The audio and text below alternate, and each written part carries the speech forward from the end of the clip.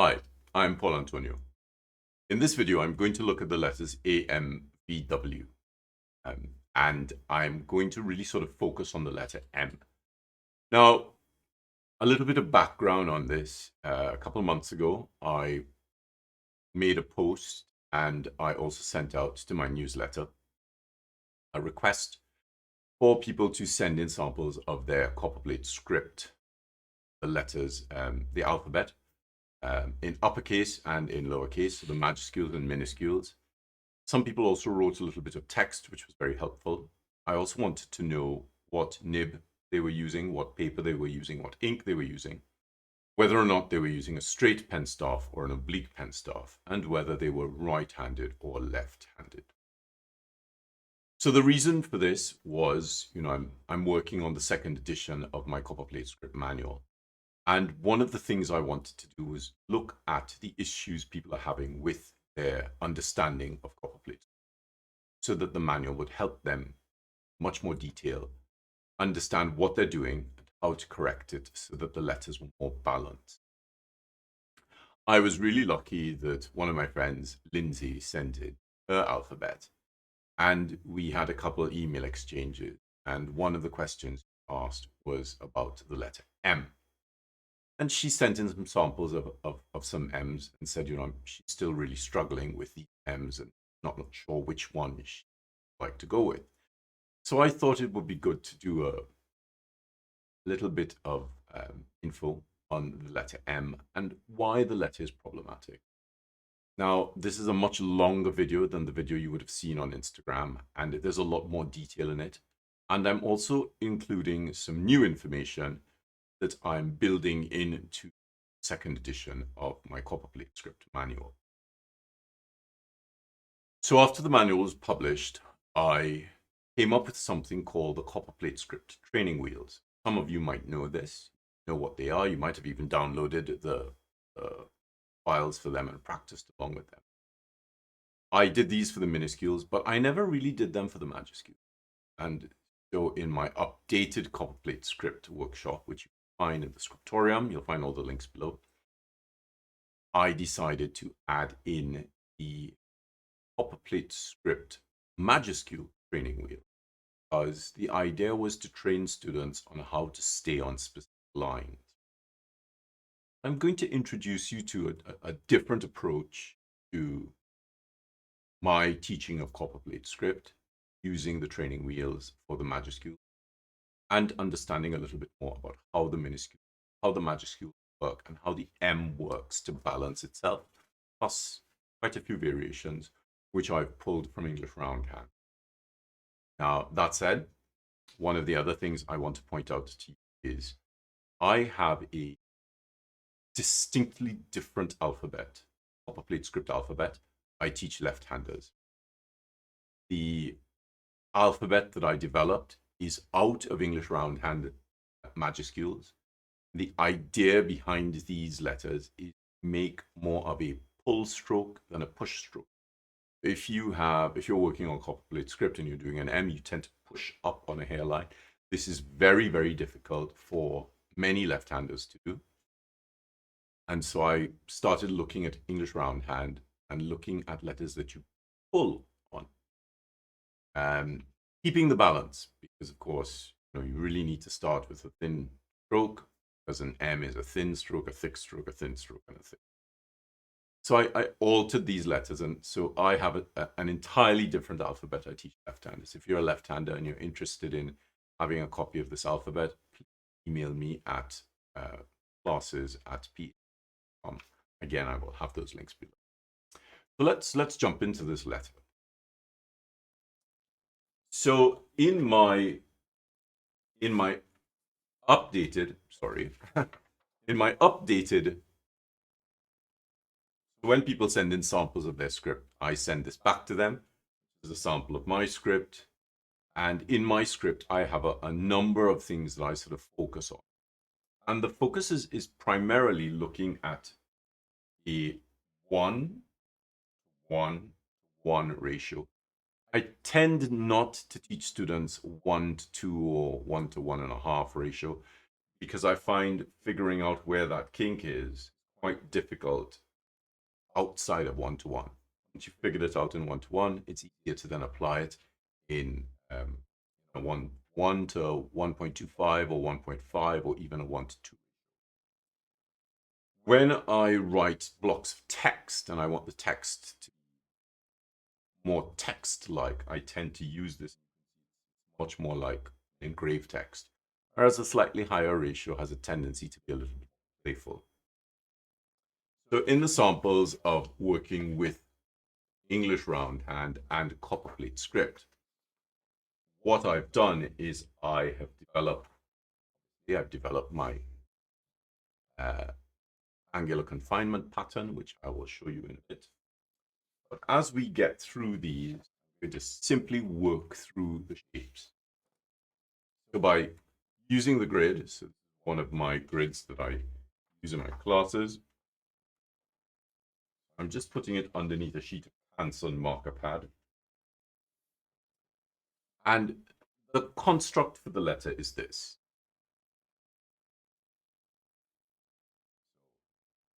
Mark off, mark off. We have a hairline.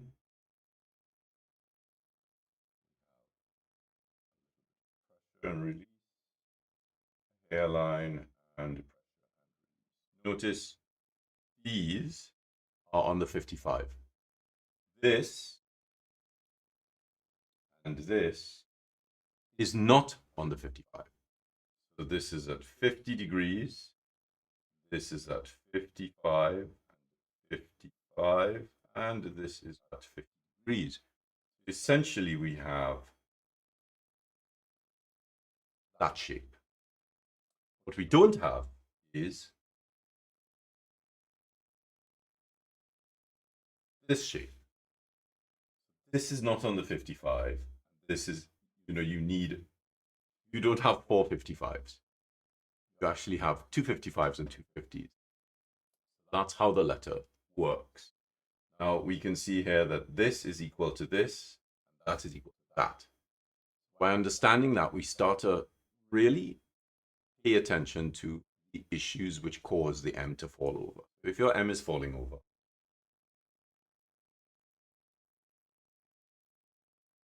chances are you are making this part of the letter too long.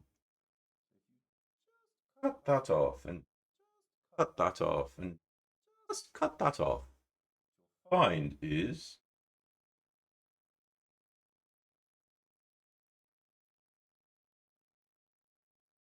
the letter feels like it's now more upright.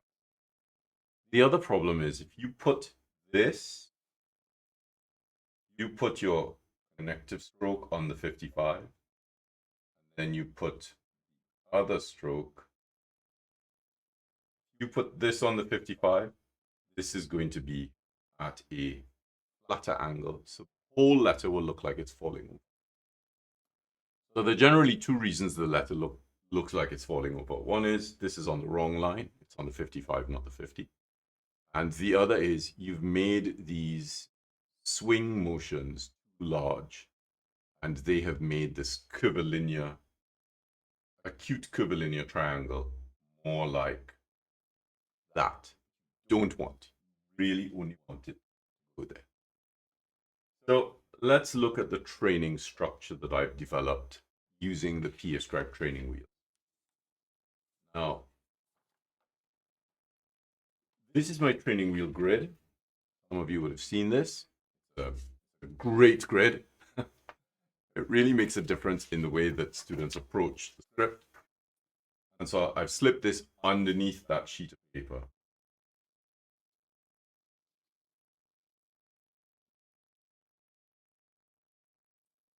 And I'm going to teach you something very new approach to writing.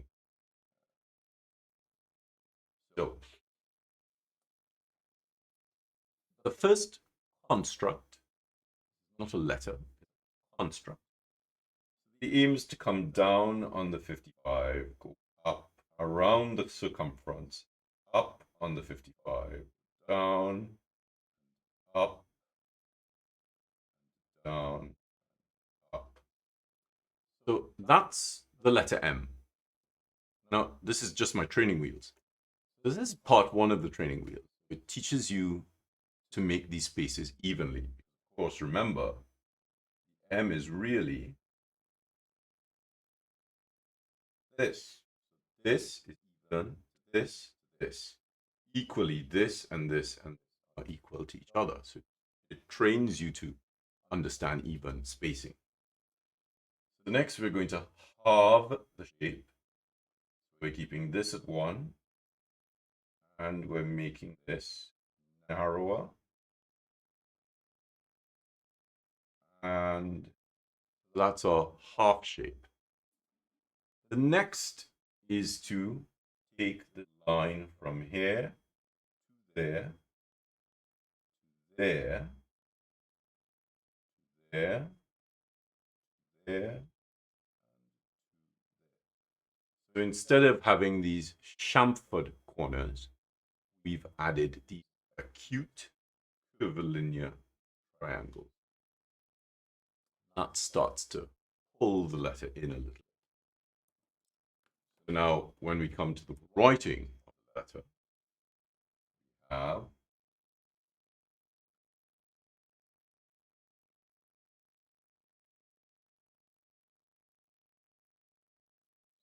that, find that flat.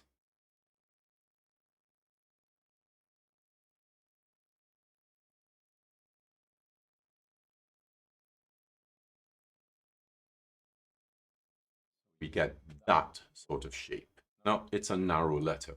Make this wider with a pencil. When you come to writing it with a nib, it's going to be absolutely massive. Just be very, very careful with that. Now, when we use the nib, what we get is we get this.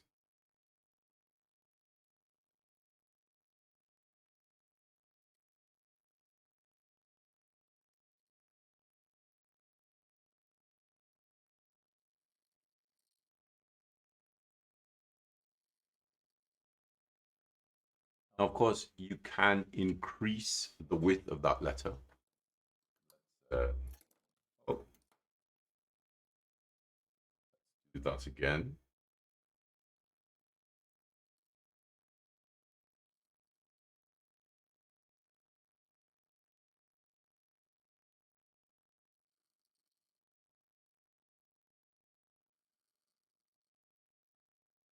And if we wanted to open up that space, could make the letter just a little bit wider.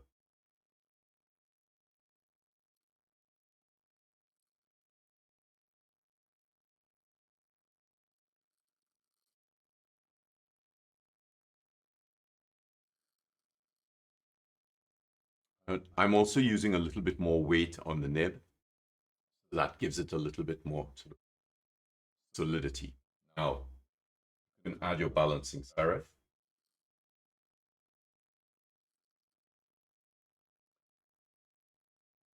This is on the 55. This is on the 55. This is on the 55. That is. Really need to be conscious of, in my Copperplate script, the script I teach, I use these 55s all the time. I really keep shaped these lines of universal beauties on the 55. Now let's look at some letter variants. So of course, one of the letters Lindsey and I were talking about was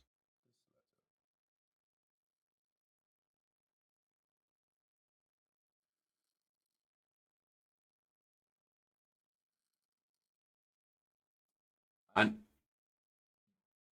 there is a precedent for a letter that's similar to this in English roundhand. The problem I have with this letter is the low deposition. So if we try to do this,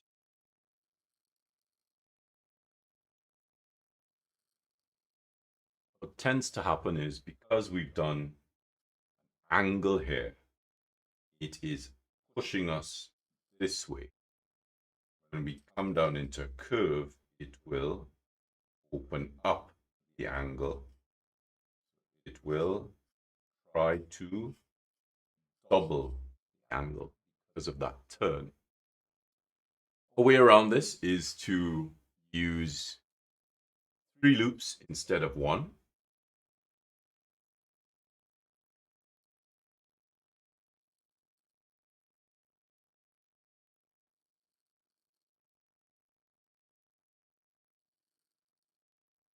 And that tends to even out this issue. The balancing serif could be this.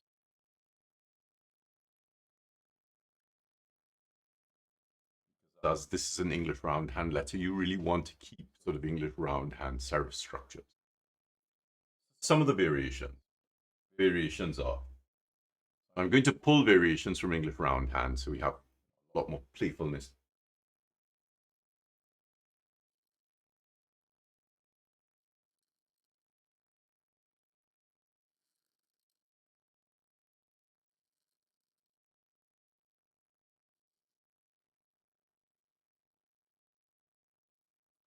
So that gives us some really interesting playfulness. Really sort of English roundhand kind of M. Another type of M, this is one of the M's I tend to use for left-handers. Pull, pull, pull, and that's a very typical English roundhand M, which that little bit of light there, that's actually part of the script as well. You have this M, which is really quite interesting.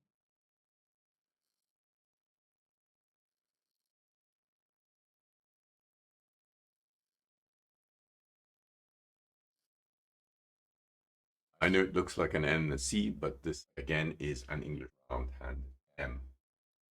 Other variants, there are tons and tons of variants that we find in English roundhand, and one of these variants is this.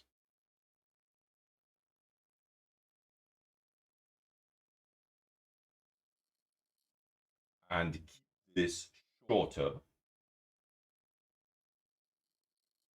and come back like so. Notice I had to change the position. Have this.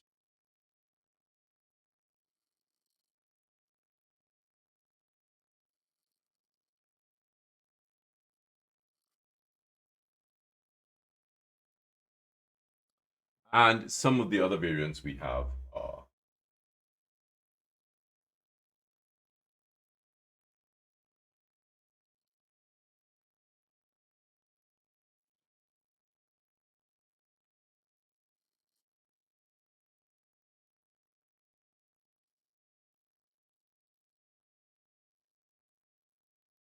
and follow the line back around.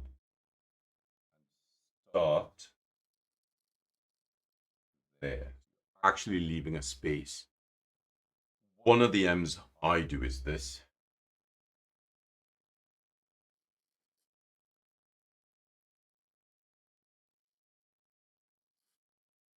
I come back in from there. Now, the problem with this is it's pretty, it's nice, but there's an issue, and that is we should always be able to tell where the line is coming from. And here we can tell that this is a separate line, and here we can't tell what is splitting off to give us this line. So I tend not to use that because I find the balance is a little bit off, and I prefer the letters to have some stability in geometry so that we understand where the lines are coming from and where they're going to. So this is a really important aspect of flourishing. So one of the M's I also do is this. Playful.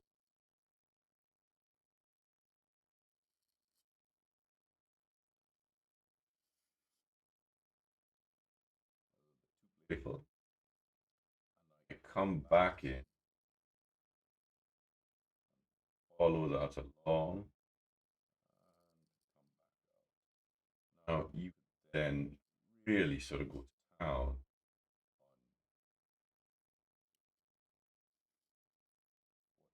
doing here by adding some flourishes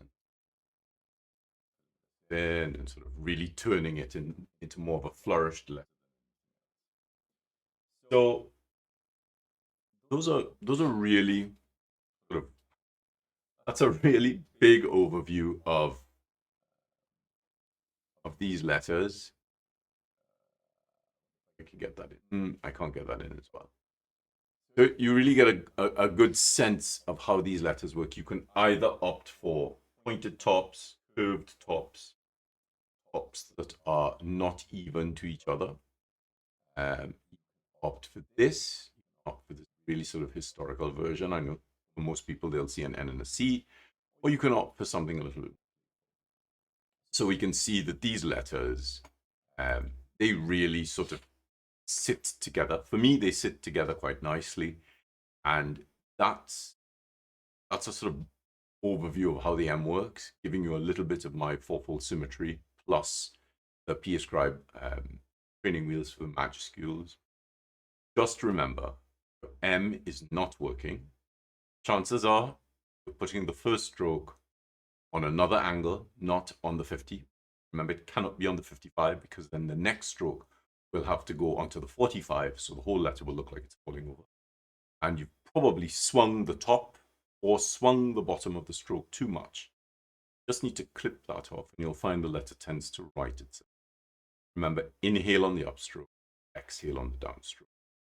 So I hope you found this interesting. I would love to hear your thoughts on this. I would love to hear if this has been helpful to you in some way. And of course, as I've started working on the second edition for the Copperplate Script Manual, I'm also going through quite a lot of research and adding in new content. So I will be posting some more information on my updated content for the manual, but I'll also be posting some information on other scripts like Fractal and obviously my small caps because of that big wall mural that I did with that menu. Lots of people have been asking about the small caps. It's a really wonderful script. I really love it. I developed it for addressing envelopes and filling blocks of text in tight spaces, and it's excellent for menu work. So you'll hear more about this. So thank you very much for your time, and leave some comments below.